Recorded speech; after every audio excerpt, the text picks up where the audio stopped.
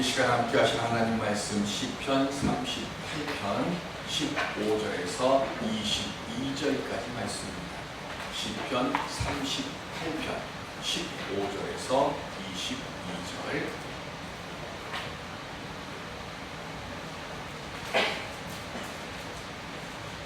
여호와여, 내가 주를 바랐사오니 내 주 하나님이 내게 응답하시리이다. 내가 말하기를 들었건대 그들이 나 때문에 기뻐하며 내가 실족할 때에 나를 향하여 스스로 교만할까 하였나이다. 내가 넘어지게 되었고 나의 근심이 항상 내 앞에 있사오니 내 죄악을 알고 내 죄를 슬퍼함이니이다. 내 원수가 활발하며 강하고 부당하게 나를 미워하는 자가 많으며 또 강하고 선을 대신하는 자들이 내가 선을 따른다는 것 때문에 나를 벌하나이다.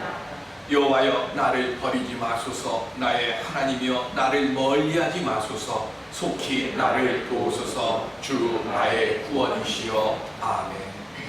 고난 속에서 일으켜주시고자 기다리시는 주님 만나고 돌아가는 복된 시간 될 수 있기를 주님의 이름으로 축원드립니다.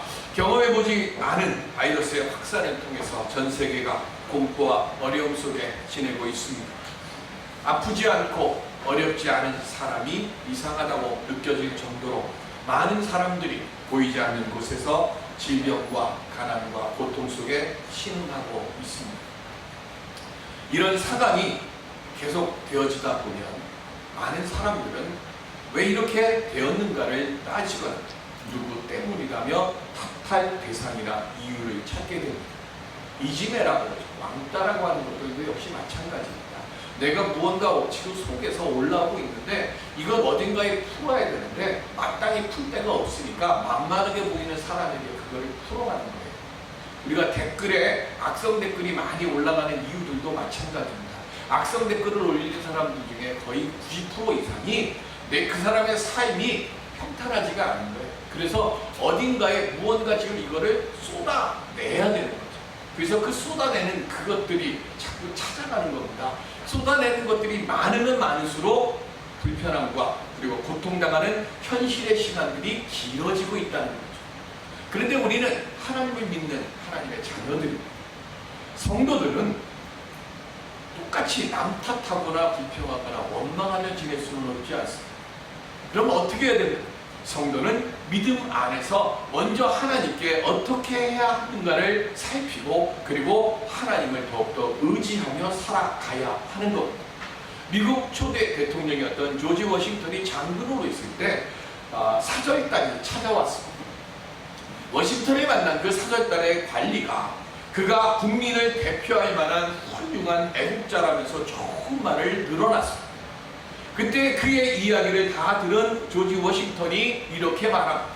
그런 말은 내게 아무런 기쁨을 주지 않습니다. 한마디만 말하십시오. 당신은 지금 나라를 위해 무엇을 하고 있습니까? 힘들다, 어렵다는 것은 누구나 다 하고 있고 누구나 다 알고 있습니다. 성도인 우리들은 예수 그리스도의 십자가의 도를 내가 믿고 살아가고 있는가를 늘 물어야 합니다. 그리고 내가 예수 그리스도의 그 십자가의 은혜에 대해서 내가 감사함이 있고 내가 그것을 믿고 살아가고 있다고 하면 그러면 나는 내 삶 속에서 어떻게 예수 그리스도의 흔적을 가지고 살아갈 수 있을까를 다시 물어야 되는 거예요. 그리고 난 뒤에 우리가 하나님에게 기도할 때 하나님, 내가 지금 어려움을 겪고 있으니까 이 어려움을 이기게 해주십시오 라고 구하기 전에 먼저 하나님, 믿는 자답게 무엇을 해야 합니까를 물어야 하고 그렇게 기도하라는 거예요. 우리 모두 다 세상을 살아가면서 남들 앞에 부끄럽지 않고 꾸는 손 빌리지 않고요, 지혜 부족하다 그래서 남들에게 손가락질 당하지 않고 내 지위가 형편없다고 남들에게 놀림당하는 그런 삶 살고 싶지 않잖아요.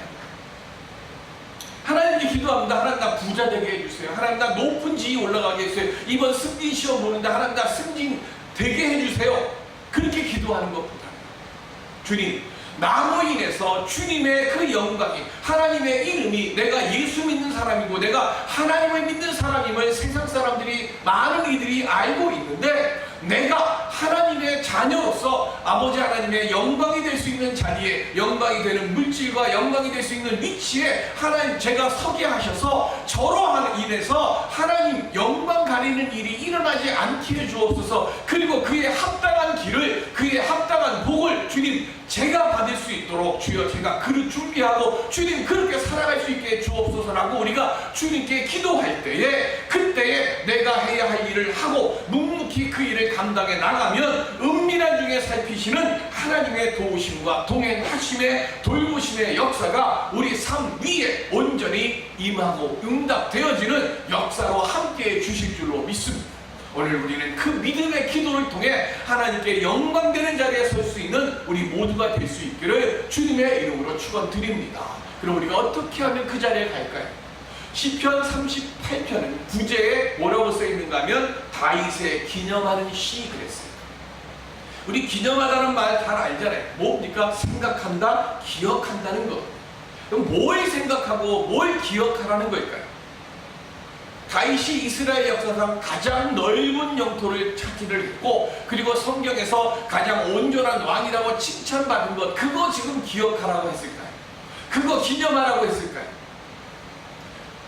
시편 38편은 아들 압살롬의 모반으로 인해서 지금 다윗이 위기에 처해 있을 때 자신의 죄를 참회하면서 쓴 시입니다. 아버지들 입장에서 가장 비참하고 가장 괴로운 상태. 어느 아버지가 아들이 아버지 자리 끌어내고 내가 그 자리에 가겠다고 아버지에게 칼을 드는 그것을 당연하다고 여기겠어요. 죽고 싶을 만큼 괴로운 상태. 그 괴로운 그 비참한 상태에서 지금 기념하는 시라고 썼어요. 왜 이런 상황에 빠지게 되었는가를 원망하고 한탄하면서 쓴 것이 아니라 무엇 때문에 이렇게 되었는가를 돌아다 보니까 다윗 가문의 모든 환난과 어려움은 다 어디서 시작해요? 밧세바와 우리아에게 행한 다윗의 죄 때문에 시작된 거예요. 그래서 지금 뭐 하는 거예요? 그 부끄럽고 감추고 싶은 그 죄를 솔직하게 감추지 않고 다 토해내는 거예요. 그러면서 기념하라라고 말을 하는 겁니다. 뭘 기념하라는 걸까요? 수치스럽고 부끄러운 일을 반복하지 않도록 지금 내 허물과 내 죄를 내가 지금 고백할 것이니까 이 시를 읽고 있는 여러분들은 나와 같이 그렇게 수치스럽고 부끄러운 일을 당하지 않도록 기념하라고 지금 시편 38편에 쓴 거예요. 사도 바울은 고린도전서에서 이렇게 말씀합니다. 고린도전서 10장 11절 시작. 그들에게 일어난 이런 일은 본보기가 되고 또한 말세를 만난 우리를 깨우치기 위하여 기록되었느니라. 아멘. 사도 바울은요 고린도전서 8장서부터 12장까지의 그 당시 고린도 교인들에게 절대로 범하면 안 되는 죄목을 대해서 거기서 써놨어요. 그 죄목이 뭐냐면 우상을 숭배를 하고 음행을 하고 그리고 원망을 하는 그 일들을 하지 말라고 써놓은 거예요. 그런데 이건 누가 행했습니까? 이스라엘 광야의 1세대들이 그렇게 행한 거예요. 이스라엘 광야의 1세대들이 왜 약속의 땅에 왔는데 약속의 땅에 들어가지 못하고 약속의 땅은 바라보지도 못하고 왜 전부 다 광야에서 죽었는 줄 아느냐? 지금 하나님께서 가장 미워하는 3가지 죄를 지금 범했기 때문에 그런 것이다. 그런데 지금 고린도 교회를 보니까 고린도 교회에 이것이 지금 있다라고 얘기를 하는 거예요. 그러면서 한 가지 죄를 더 했어요. 그 한 가지 죄가 뭐냐면 여기는 우리가 하지 않았지만 10장 12절에 보면 바울이 뭐라고 얘기하는가 하면 그런즉 스스로 선주는 아니거든 뭐 하라고요? 넘어질까 걱정하라 그랬어요. 넘어질까 염려하라 그랬어요. 넘어질까 조심하라 그랬어요.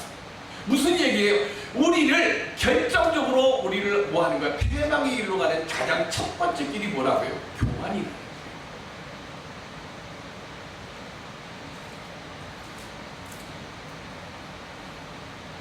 우리가 하나님의 말씀을 듣고 마음에 새기는 이유는 패망의 길을 떠나서 생명의 길을 따라가야 하기 때문에 그래요. 오늘 우리는 생명의 길을 갖고 하나님의 복된 길에 서기 위해서 이 자리에 지금 모인 거예요. 바이러스의 공포와 두려움이 있지만 그래도 내가 말씀 속에서 하나님의 돌보심을 그 은혜의 길을 발견하고자 지금 예배를 드리려고 이 자리에 온 것이고, 이곳서 예배를 드리면서 말씀을 통하여 깨닫고 기도하면서 하나님의 음성을 듣기를 소망하기 때문에 이 자리에 나온 거예요. 그렇기 때문에 우리는 예배를 통해서, 말씀을 통해서, 기도를 통해서 버려야 할 것은 버리고 행해야 할 것은 행하고 멀리해야 할 것은 멀리하는 지혜를 얻고 돌아가야 할 줄로 믿습니다. 어떻게 할까요? 다윗은 지금 심한 중병에 걸렸다고 노래하고 있습니다. 오늘 시편 38편 5절에 보면 시작, 내 상처가 썩어 악취가 나오니 내가 우매한 까닭으로서이다. 아멘. 하나님께서요, 다윗이 죄를 범하면서 하나님께서 다윗을 징계하는데, 하나님의 그 징계가 마치 사람에게 사람이 화살을 쏴요. 그럼 화살이 여기 있는 꽂히잖아요. 그럼 화살이 꽂히면 어떻게 될까요? 상처가 나요. 물론 심하게 꽂히면, 심장이나 이런 데 꽂히면 죽겠죠. 다윗이 지금 말하는 게 뭐냐면, 화살로 지금 뭐 하는가 하면 내 육신을 막 지금 찌르는 거예요. 화살 촉으로 나를 찌르면 여기에 뭐가 나요? 상처가 납니다. 그리고 이게 조금 지나면 어떻게 됩니까? 덧나는 거예요. 덧나게 되면 어떻게 됩니까? 상처가 깊어지고 곪게 되고 그런 피부름이 나오게 되는 거예요. 그러면 그 고통은 말로 표현할 수 없는 거예요. 지금 다윗이 시편 38편 지금 3절 이하로부터 지금 뭘 얘기하는가 하면, 내가 지금 범한 죄 때문에 내가 지금 이 하나님으로부터 징계를 받는데, 그 징계 받는 것이 내 양심에 마치 육신에 화살이 꽂히는 것처럼 하나님 그 내 양심의 가책의 화살로 내 양심을 콕콕콕 찌르고 이것이 나중에는 어떻게 되는가 하면, 그 화살로 인해서 육신에 상처가 곪고 거기서 피고름이 나오는 것처럼 내가 지금 내 양심의 가책으로 인해서 내 심령 속에 지금 피고름이 쏟아져 나오는 것 같은 그런 고통과 그 악취가 나를 괴롭게 하고 나를 힘들게 합니다 라고 지금 고백합니다. 그리고 이 모든 것이 뭐 때문에 나왔다고 얘기합니까? 내가 우매함 때문에 나왔습니다 라고 얘기해요. 안희정 전 충남지사나 오거돈 부산시장이나 또 며칠 전에 세상을 떠난 분이나 가장 높은 자리, 더 높은 자리를 바라보는 그 자리에서 실족한 이유가 뭡니까? 그게 우매함 때문에. 욕망과 권력의 힘에 눈이 우매해졌어요. 눈이 감겼어요. 죄를 범하는 그 순간에는 그 이후에 찾아올 결과를 생각하지 못합니다. 다윗이 밧세바를 품을 때 이후에 어떤, 내가 지금 우리 가문이 이렇게 풍비박산이 날 만큼 괴로움을 당할 것이라는 생각을 했다면 그렇게 안 했을 거예요. 욕망의 일순간 눈이 멀어버리고, 그것을 다윗은 뭐라 그랬어요? 우매함 때문이라고 얘기했어요. 죄가 눈을 가리게 하고 그것이 나를 우매하게 만드는 거예요. 우리가 항상 말씀 앞에서 나를 비춰봐야 하는 이유가 바로 여기에 있습니다. 우리는 늘 실족한 상황에 빠질 수 있고, 한 발만 잘못 디디면 천길 낭떠러지 아래로 떨어질 상황을 만날 수 있는 존재라고 하는 사실을 잊어버리면 안 되는 겁니다. 죄로 인해서 추락합니다. 제일 먼저 무슨 일이 일어납니까? 지금 38편의 얘기가 그 말씀이에요. 내 주변에 있는 사람들이 하나씩 둘씩 떠나가요. 내 생명보다도 정말로 내가 귀하게 여기고 가깝게 여긴다고 하는 친구들조차도 나를 멀리합니다. 나를 피합니다. 내게 연락이 올까봐 숨겨버려요. 그리고 누가 내 주변에 모여오기 시작합니다. 나에게 해를 끼치거나 나를 넘어뜨리려고 하는 사람들, 그리고 음해하고 모함하려고 하는 사람들이 그동안에는 내 눈에 보이지 않았는데, 내가 이런 곤란함을 당하고 내가 이런 어려움을 당하니까 주변에 모여오기 시작해요. 우리 다윗이 지금 실족해서 넘어갈 때, 그래서 피난 갈 때 그 주변에 다윗을 대적하는 사람들이 얼마나 많이 일어났어요. 아무도 내 편이 없는 것 같은 상태에 빠져. 이런 상태에 빠졌을 때 그때 어떻게 합니까? 다윗은 사면 초과의 상황에서 하나님을 바라보고 그리고 하나님께 자기의 상태를 숨김없이 아뢰요. 그 숨김없이 아뢰는 말씀이 오늘 본문 16절입니다. 일어나 기도 좀 드립니다.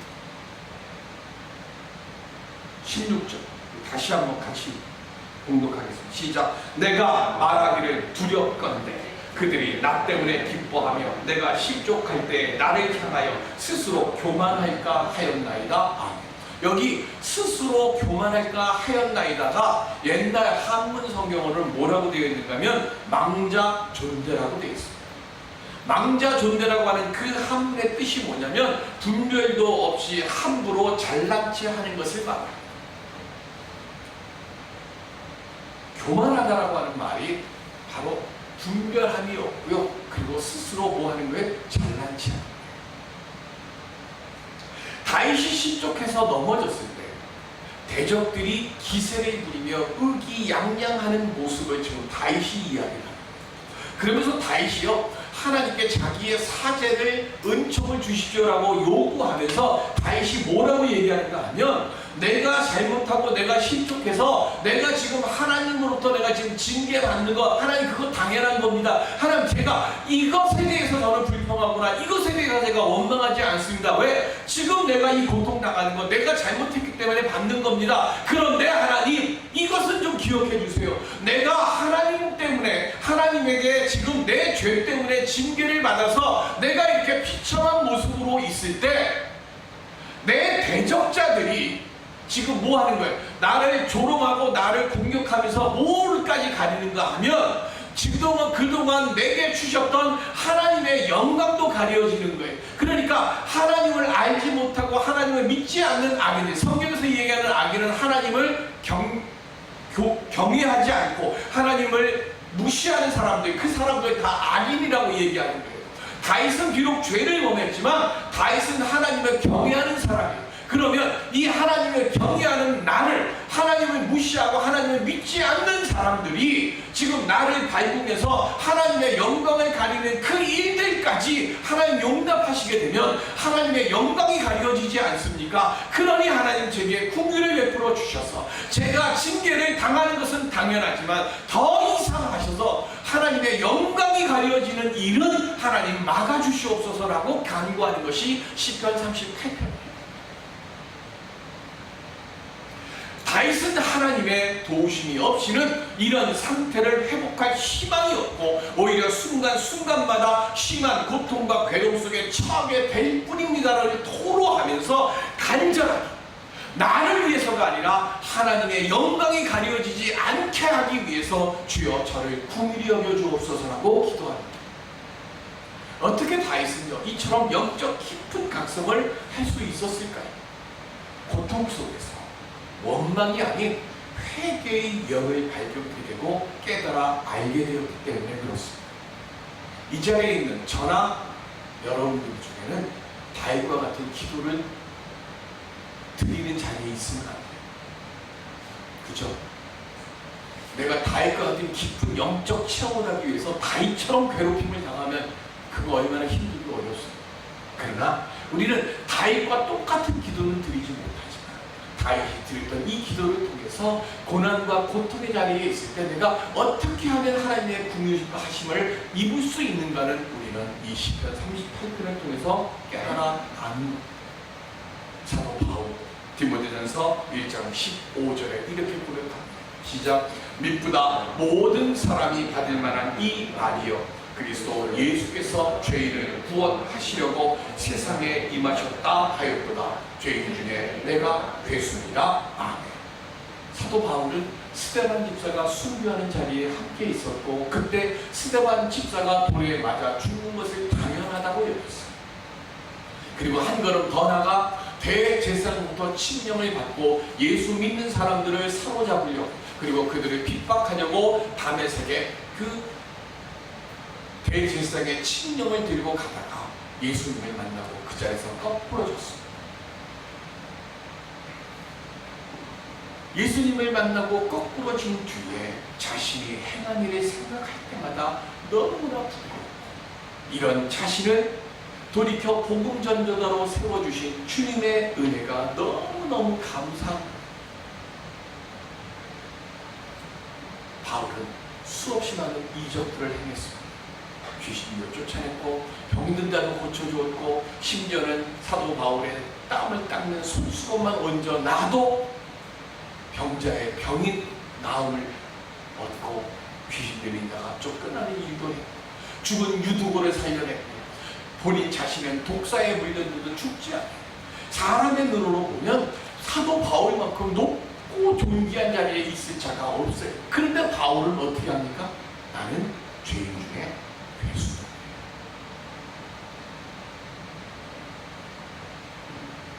오늘날 많은 성공한 사람들, 출세한 사람들이 왜 한순간에 놀라게 길을 걷습니까?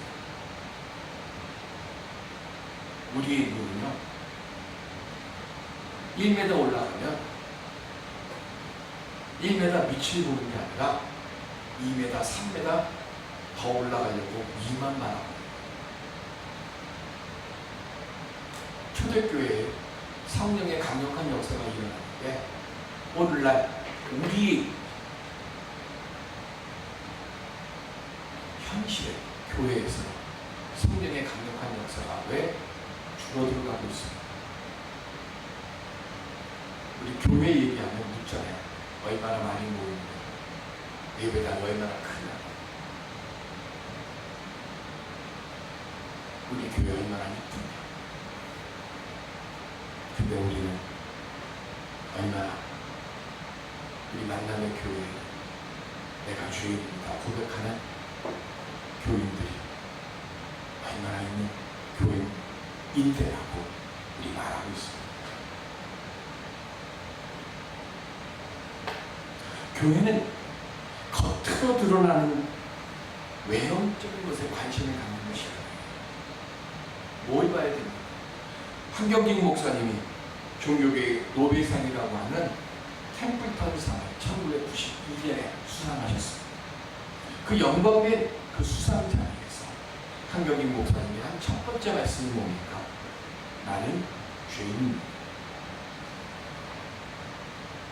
전 세계의 많은 기자들이, 그리고 전 세계의 많은 교계의 지도자들이 바라보고 있는 그곳에서, 그 영광된 자리, 그 존귀한 자리에서 한경직 목사님, 나는 신사참배를 동조했고 그 신사참배를 참여했던 죄인이다라고 고백을 합니다.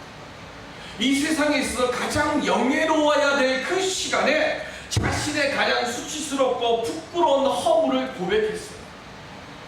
여러분들, 우리는 자꾸 높은 빌딩만 찾아요. 지금 우리나라 제일 높은 빌딩이 뭡니까? 롯데타워인가요? 그게 몇 층이죠?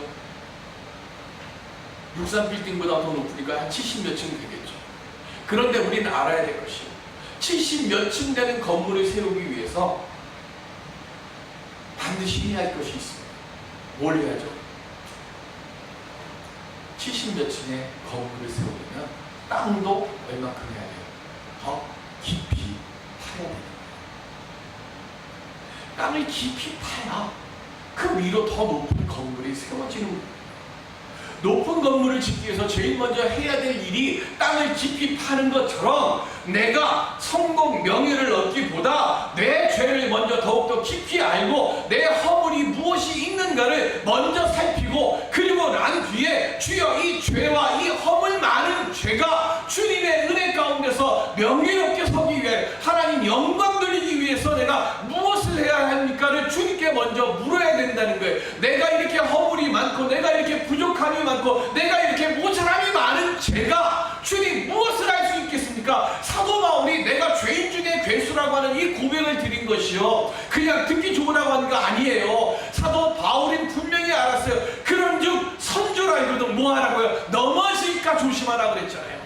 우리는 알아야 될 건 뭐예요? 내가 무언가 능력을 얻으면 그 능력 받은 것을 드러내지 못해서 막 그래요.